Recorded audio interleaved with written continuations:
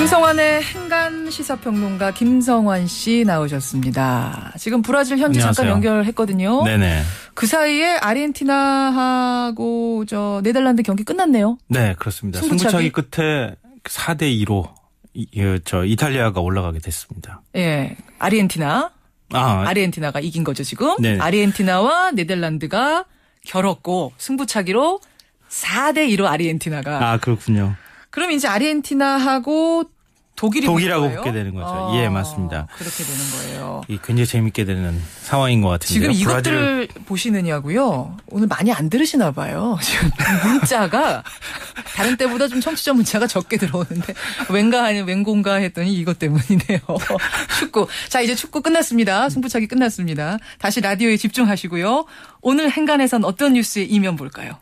예, 요즘 안철수 새정치민주연합 대표를 보고 정치인이 다 됐구나, 변했구나, 이런 생각하시는 분들 굉장히 많으실 것 같은데요. 어제도 금태섭 대변인 공천이 불발된 데 대해서 노골적인 불만을 안 대표가 터뜨렸습니다.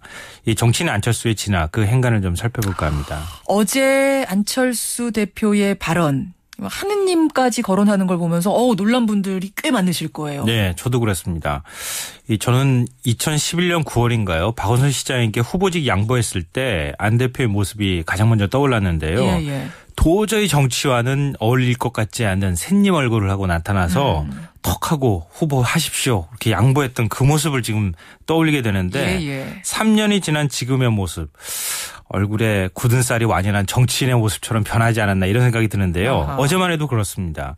금태섭 전 대변인이 안 대표의 측근이라는 건 세상이 다 아는 사실 아니겠습니까? 예. 안 대표 입장에서는 금 대변인 공천 얘기를 꺼내는 순간 자기 사람 챙기게 하는 거다, 이런 비난을 받을 수 있는 상황이었습니다. 그렇지만 안 대표는 거침이 없었는데요.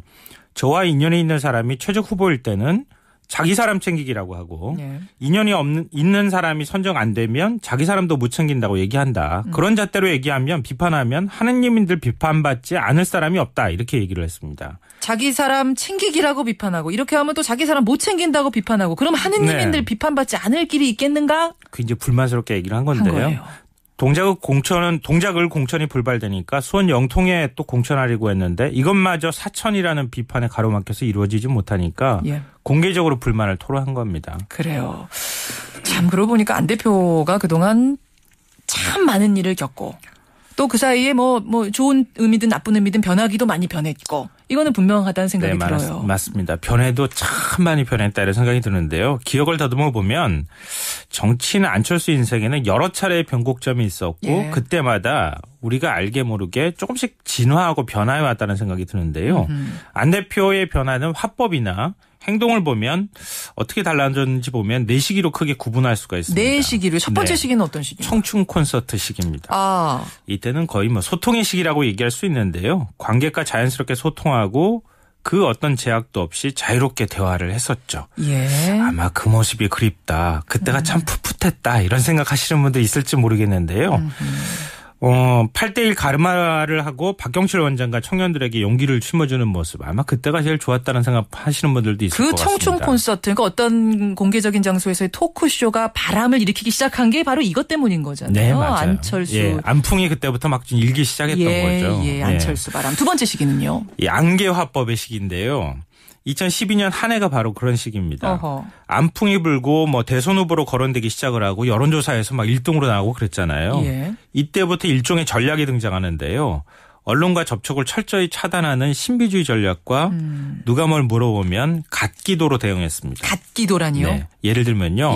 대선에 도전하실 건가요? 이렇게 물어보면 가당치도 않습니다, 이렇게 얘기를 하다가 조금 뒤에 사실 생각해볼 여유도 없었네요, 이런 식으로 여운을 남기는 시기입니다. 도대체 나오는 건지 안 나오는 건지. 그러면서도 꼭 필요할 때 짜잔하고 나타나는 타이밍 정치를 보여주는데요. 정말 기막힌 타이밍이다, 신의 한 수다, 이런 얘기를 정치인들이 그때 많이 했어요. 맞아요. 정말 실제로. 안철수 대표한테 사장한테 배울 거 많다, 이런 얘기들 했거든요. 네네. 그러니까 타이밍. 그때만큼 지금 정치를 하면 참 좋겠다, 이런 생각하시는 분들도 있을 것 같은데. 요즘 타이밍 많이 놓치죠. 대선을 5개월 앞둔 7월에 대선 공약집 같은 책이었었죠. 안철수의 생각을 발간한 게 아마 그 대표적인 사례일 것 같습니다. 좋은 타이밍이요. 자, 두 번째 시기를 거쳐서 세 번째 시기는 대선 출마 그때쯤.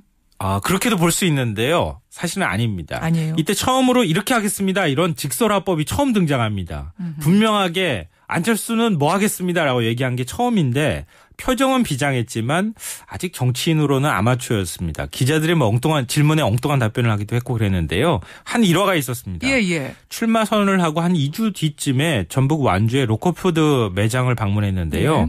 기자들이 사진을 찍어 하니까 포즈를 좀 취해주세요. 취해주시죠. 이렇게 얘기를 했거든요. 그러니까 팔을 들고 사진을 찍는 게 무슨 의미가 있을까요? 이렇게 얘기를 했습니다. 예, 그러니까 이거는 말하자면은 나는 정치인 같은 쇼는 안 하겠다라는 네, 그런 표현이기도 의미인데 하고요. 굉장히 사실은 썰렁 개그 같은 느낌도 드는데요. 그런 의미도 하지만 이게 진짜 안 대표를 변화시킨 거는 후보직 사퇴였을 겁니다. 예. 아웃복서처럼 빙빙 돌다가 결국은 단일화에 합의했잖아요. 그래요. 그래서 민주당 공세에 밀려서 결국 이제 후보직 사퇴를 하는데 그때 그 표정과 말투 지금도 기억난다고 하시는 분들 있을 것 같습니다. 단호하고 아마 결기에 찬 목소리와 얼굴을 본 게 그때 처음이 아니었나 싶어요. 그래요. 결국 대선 당일 개표 결과도 안 보고 미국으로 그냥 휙 떠나버렸잖아요. 그 시기가 세 번째 시기. 그럼 마지막으로 네 번째가 뭘 것 같으세요? 민주당하고 통합하는 뭐 그 과정부터 지금까지가 되지 맞습니다. 않겠습니까? 바로 그겁니다. 이게 네 번째 변화이자 안철수 인생의 정치인 안철수라는 이름을 만드는 계기가 됐는데요. 그렇죠. 안 대표의 입에서 낯익은 정치인의 화법이 막 튀어나오기 시작했습니다. 올해 4월 이 통합선언할 때 보십시오. 저를 믿고 따라와달라. 뭐 돌파할 자신이 있다. 뭐 이런 얘기. 장수의 모습 같은 면모를 보여주기도 했고요. 요즘에는 당내에서 버럭버럭 화도 내고 권력 투쟁하는 모습까지 지금 보여주고 있습니다. 제가 지금 쭉 네 가지 말씀드렸는데요. 예. 기억도 더듬어 보실 기회가 되는 뭐 측면에서 말씀을 드렸는데 안철수의 진화 어떻게 보세요? 이게 저는 진보인지 퇴보인지 솔직히 잘 모르겠습니다. 뭐 화법이 변했다고 그거 하나만 가지고 이것저것 판단하기는 좀 어려운 거고요. 상징적인 의미로 제가 설명을 드린 건데요. 예. 다만 분명한 거는 안 대표가 변하는 동안에 안철수에 대한 국민의 기대도 사그라지고 정치 혁신과 변화의 바람도 많이 사그라지지 않았나. 이것만큼은 분명하지 않나 이런 생각이 듭니다. 예, 안철수 화법을 통해서 그 지나온 시기들을 오늘 한번 정리를 해봤습니다. 김성환 씨 수고하셨습니다. 네, 고맙습니다. 한간이었습니다.